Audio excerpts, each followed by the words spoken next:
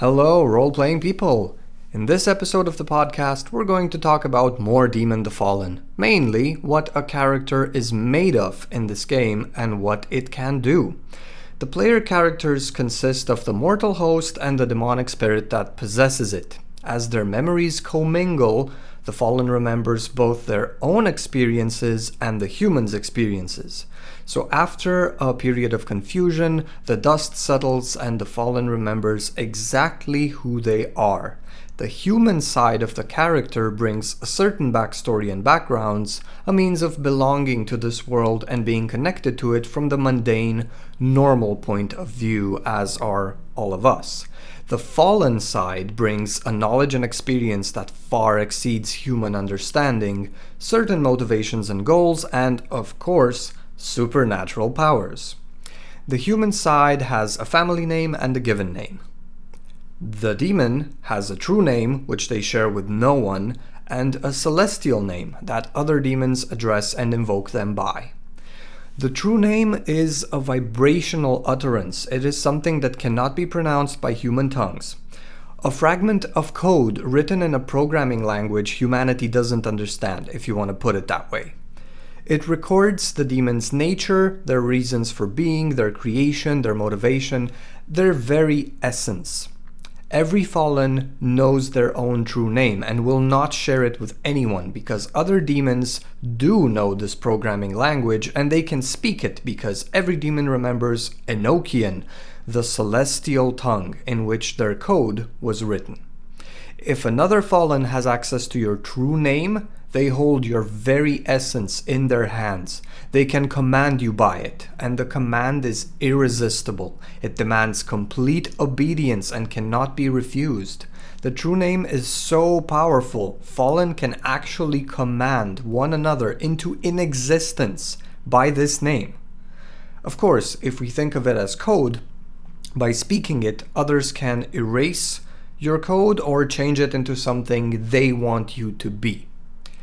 Being unmade by your true name is one way of destroying a demon. The other way is akin to diablerie, and it involves breathing in another's apocalyptic form. In this manner, memories can be taken, abilities can be taken, faith can be taken, lores can be learned, even parts of another's apocalyptic form can be assumed.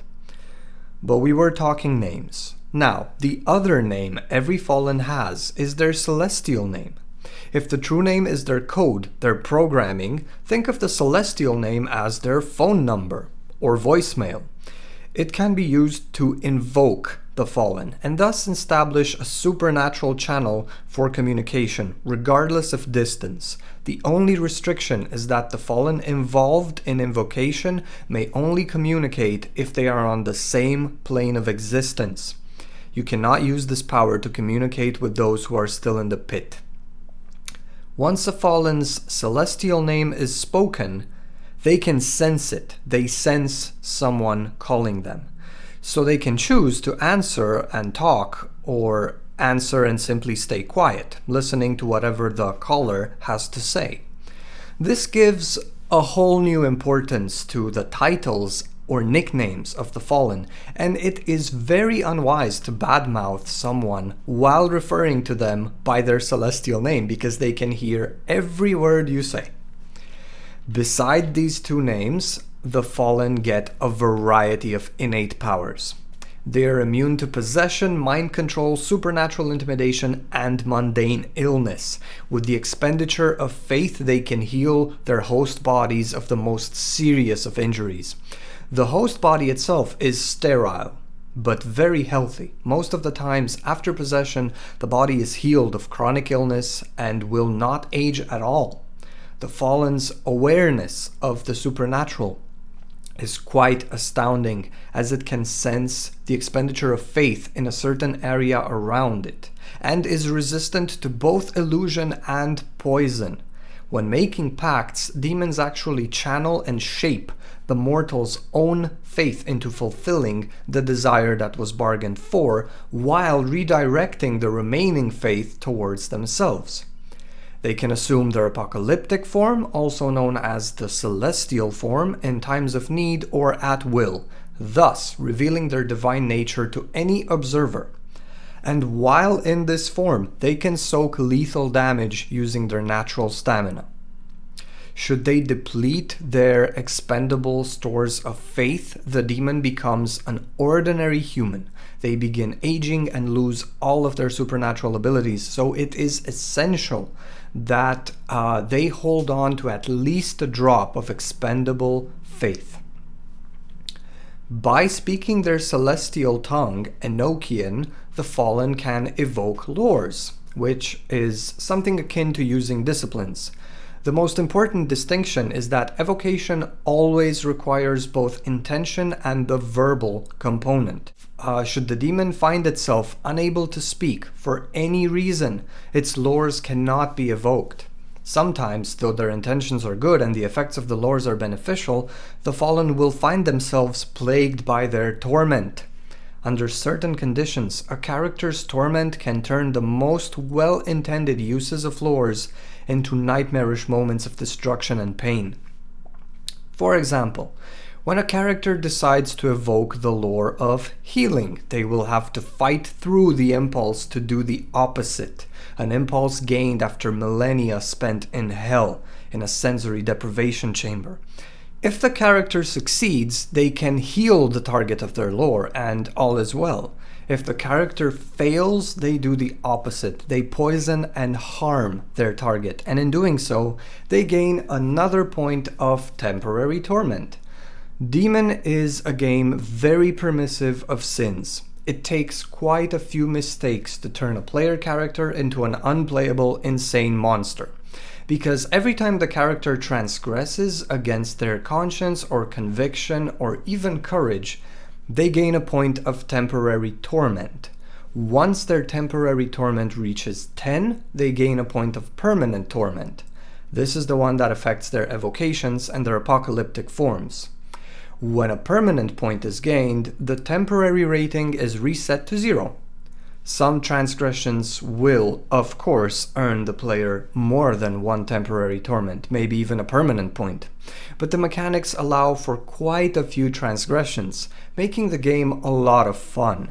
Not to mention, the player can always decide, depending on the situation, to use the tormented version of the character's lore and gain that temporary point because the situation demands it, or simply because they want to use more power. And power has a price. Besides all of these abilities and mechanics, though demons cannot summon one another, they can use their servants to do this. Should a character know the appropriate summoning ritual and have enough faith and mortal acolytes, they can bring another fallen out of the pit and into a suitable human host. Speaking of things humanity can do, demons are actually very susceptible to prayers and faith-based effects. Prayers of binding or banishment will have the character either immobilized or running away like crazy faster than they can say their celestial name. The last thing the fallen can do, though it is not mentioned at all in the core rulebook, you can only find this in the player's guide, is performing infernal rituals. Should they remember how to do it, they can engage in more or less elaborate and lengthy rituals that twist and combine their evocations into very interesting, powerful, and sometimes annoyingly permanent effects. In conclusion, a character is made up of the mortal half and the demon half. The latter one has two names, a true name and a celestial name. All demons know and can speak a celestial tongue, which allows them to evoke lores and command each other by their true name or simply talk in super secret spooky code. They can invoke each other by their celestial name and thus speak over any distance as long as they're on the same plane of existence. They can hear their celestial names being spoken. They are immune to possession, mind control, supernatural fear effects, mundane diseases. They are sterile and don't age.